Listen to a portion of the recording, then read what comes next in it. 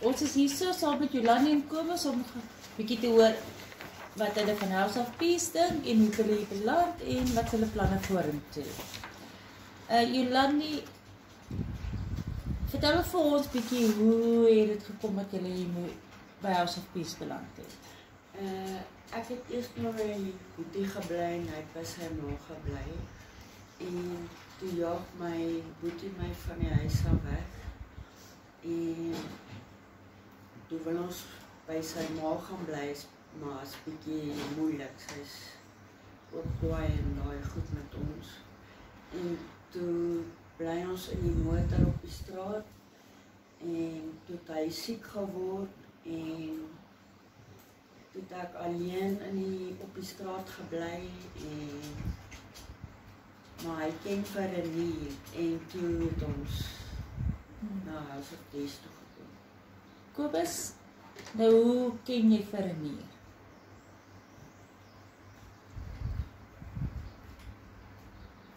Hy is van klein af groot geword saam met hom.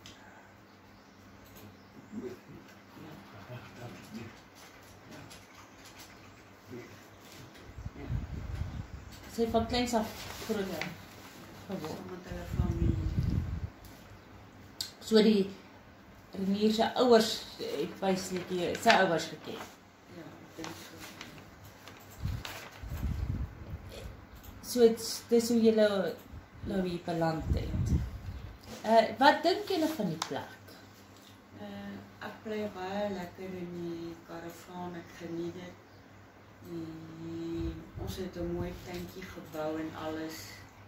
En ons kry 3 keer 'n dag kos, so is genoeg om te eet en ons is lekker en wasgoed word gedoen en alles. Kobus, wat sê jy van wat dink jy van die plek? Daar. Toe.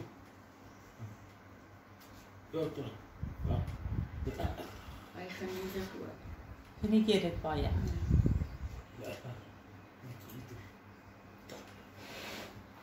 Watter rol speel julle hier in House of Peace? Hy maak vuur en kap hout en ek is maar meer by die skoonmaak afdeling. En hoe en God in julle lewe? Ek is van kleins af ons op 2 Baie Christelik. Ja. En hoe ondervind julle die Christendom in House of Peace? Dis ek geniet dit is elke dag kerk en bid en Here aanbid.